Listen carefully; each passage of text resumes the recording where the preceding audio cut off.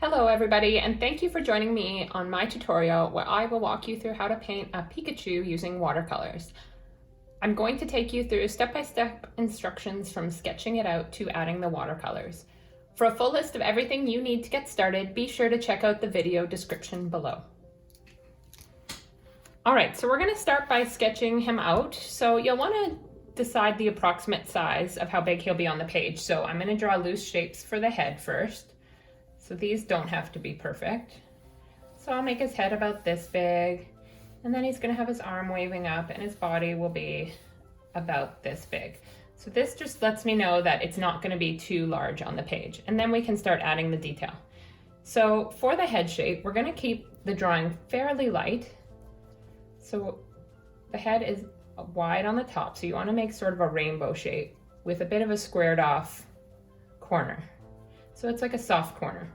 Then you want to get around and his cheeks get a little bit bigger. So here we're going to jut out a little bit. And then we're going to come around and draw this cheek here. Just like so. Then we're going to start doing the arms. So this arm is going to come up and go in front of the face a little bit. And then these arms look like they almost have a little bit of a watermelon shape. They're quite round. And then they have tiny little fingers at the end, like so. And then this arm, we're gonna actually erase a little bit of that. And you'll see that I go right over lines sometimes, and that's okay. Because these first lines, we're gonna end up getting rid of them all anyway. So next up, we draw this arm. So this arm's gonna come down, and the body's gonna start here, and it'll connect right here. So this arm's kind of shorter, a little bit fatter. And it's actually even wider than that, like so.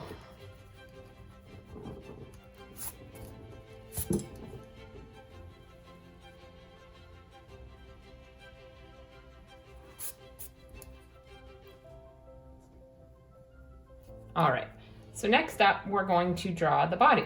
So the body starts right here by the arm and kind of gets a little bit wider near the bottom, like so. And same with this side, follows the same pattern, shape. And then we come around underneath and we can add those little feet. Just like so. And they have little lines on them, which we will add after with watercolor as well, but you can draw them in just so you know approximately where they're gonna be. And then we'll draw the tail. So the tail's gonna kind of come out in a boxy shape right here. And then it's gonna jut out at the top of the hand. And it'll actually be slightly covered by the ear, which I'll show you right away. So this ear is gonna be facing downward. And it comes out like so, and around like this with a black tip on it. And then this ear we're gonna have coming up and around like so. And we want these ears to be approximately the same size, and we'll have the black tip on that one as well. So now we're gonna add the detail for the face. So in the middle of the face there's a tiny little black nose, like so, and then two eyes. And the eyes are fairly far apart. And then they have a white spot right here. And then we'll draw the mouth. So that just has a typical mouth that you'd see on most cartoon animals, where it's almost like two rainbows flipped upside down and connected. And then the mouth, which is a big U shape with a tongue in it. And then this Pokemon has nice red circles for the cheeks. And we'll do the same thing over here.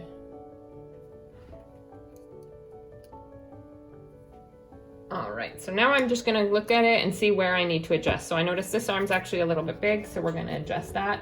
Usually I do this at the end. I just kind of look over and say where it seems a little bit off.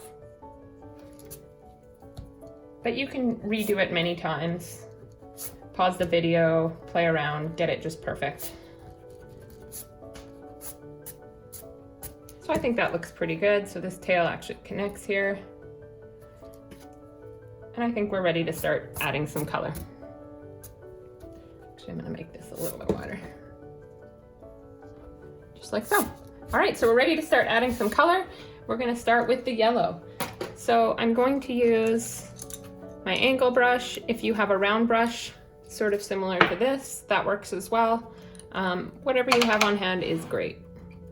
So we're gonna start just adding some clear water in before we add the yellow. So I like to go make my way around and add the clear water in. And if you go over the spots that are gonna be black, that's okay, but try and leave the colors, the spots like the cheeks that are gonna be red, try and leave those empty. Don't put any water on those. And that way when we add the red, it'll be a nice bright red. So we're gonna start with just doing the face to start. And then we go in and grab a nice bright yellow and start dropping that in. And you don't have to cover the whole thing. If it's nice and wet, it should make its way around. And you'll see I still have some pencil lines in there that are fairly light. We can erase those after. So with watercolors, you can erase after the fact as long as your painting is fully dry. So I'm just gonna make my way around, being quite all right with having some spots that don't have color, that are just slightly white. Because we know that as it dries, that'll make its way around, and if it doesn't, we can always add more after. But I want this painting to really look like watercolor, so I don't want it to be all filled in. Now we're going to make our way to the body. And it's okay if some of that bleeds out. That's totally all right. It's gonna happen. So we're gonna avoid the tail for now and just make our way to the whole body.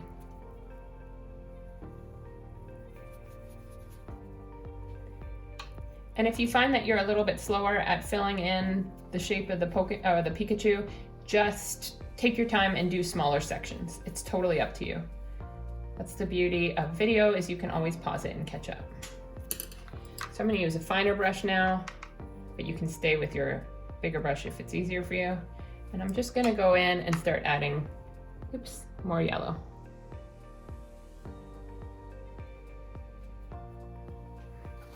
Sometimes I splash, and that's okay. Sometimes it becomes part of the painting. I've had paintings where I've accidentally put my print down on it, and then I've just had to work it in. With watercolor, especially loose watercolors, you can really just be creative and work with what you have, especially when you incorporate some of those splatters that you didn't mean to happen. Some of those happy mistakes can actually end up making a great painting. Just something to keep in mind.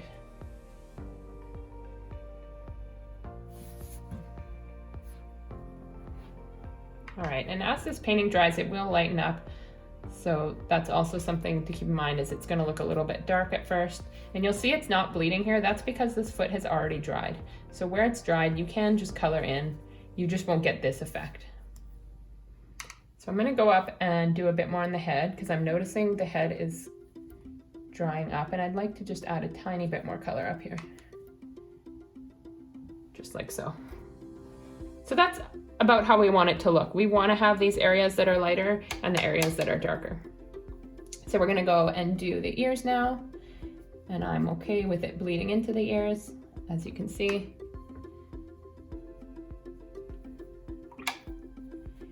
And doing this one as well. And what happens sometimes when you go to an area that's already partially dried and you add water to it is you'll get some of those little watercolor blooms, and I really love those. So if those things happen to your painting because you work a little bit slower, that actually can be a nice happy accident.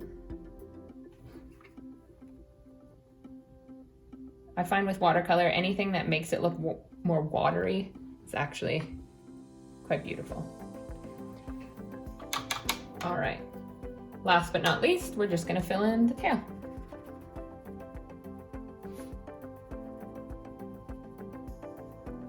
As you can see, I'm not being mindful to avoid the tail, to avoid the body. As I've said before, I'm okay with it all bleeding together.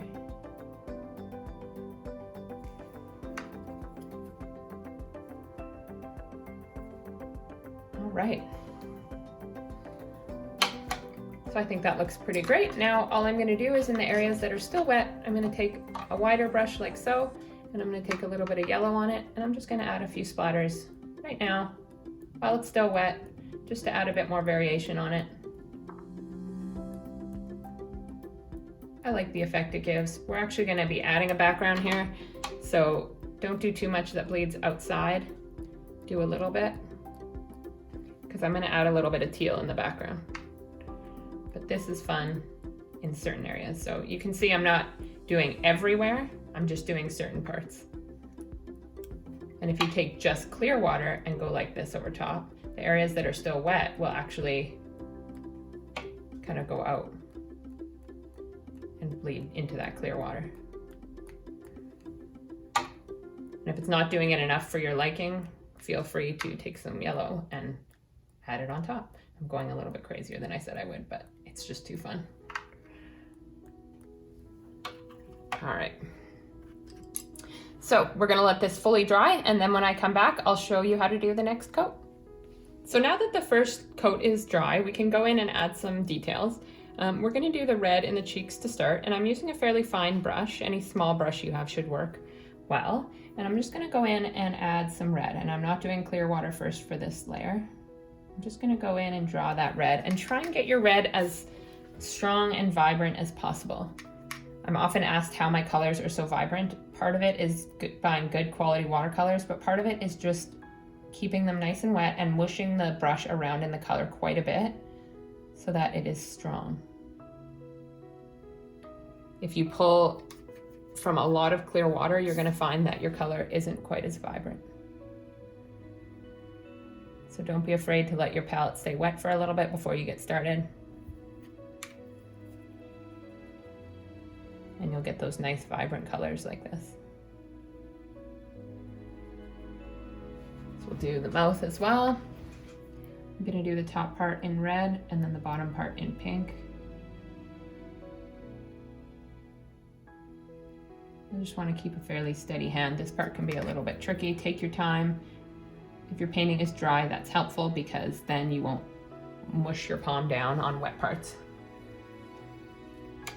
All right, so we're gonna do some of the black now. And this black, we want it to be a fairly strong black. And I'm actually gonna twist the painting around because I don't want to accidentally put my hand somewhere I shouldn't. So just like the red, I'm just painting the black straight on the page. And you're starting to see it come together now, I hope. We're just gonna do a subtle outline here and cover up some of those pencil lines, but not all of them. And then while I'm at it, I'm just gonna do this eye right here. So I'm leaving this part white, and then the rest should be a nice circle.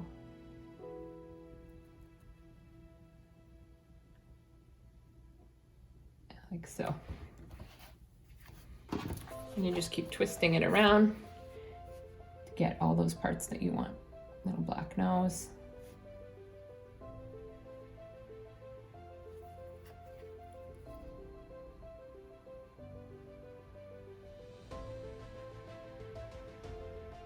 And if you make a mistake and accidentally fill in the eye, that's okay. You can use some white paint after to add those white parts back.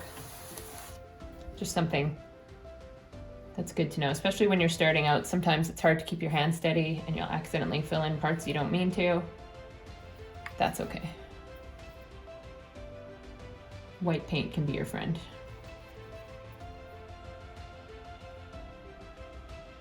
I don't feel like there's any strict rules around watercolor and what you can and can't do. I like to just create a painting that I'm happy with. That's always my goal.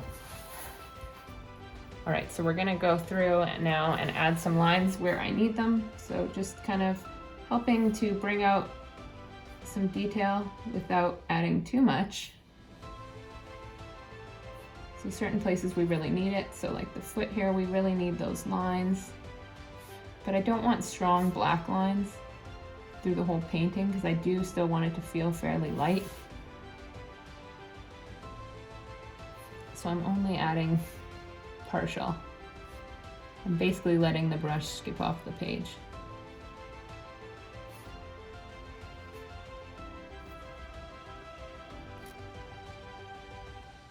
My red is dry, so I can go in and add a little bit of black near it.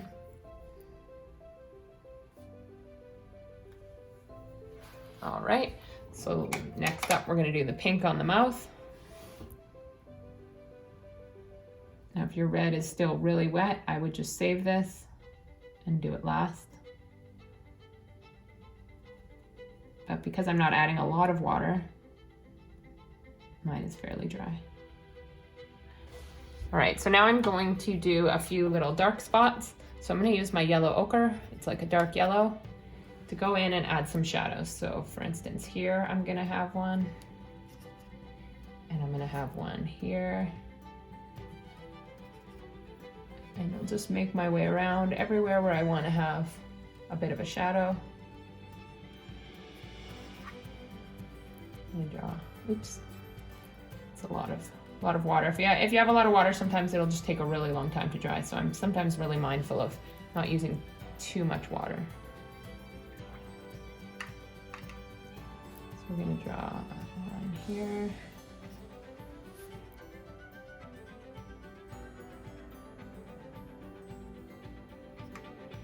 And I'll draw this foot, will be partially shadowed.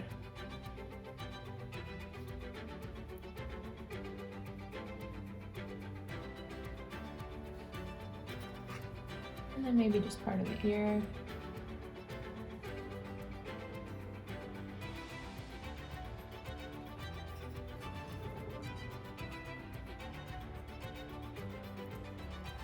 Like so.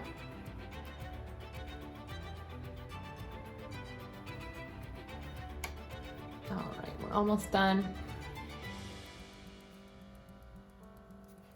I'm gonna go in and add a little bit of background blue just to help the painting pop. So I'm going to take my angled brush again, or like I said, you can use your round brush for this.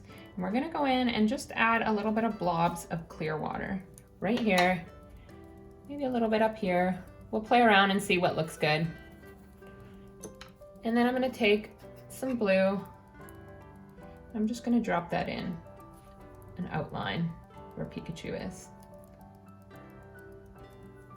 And I'm gonna do it a bit up here.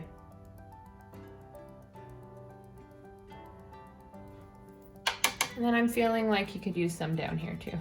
And it's okay that there's still yellow here. Doesn't matter if you overlap colors like that because the yellow isn't very strong.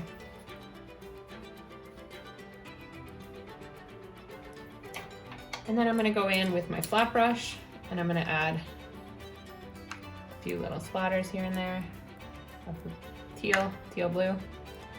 If you're just using a blue, that works too. Just like so.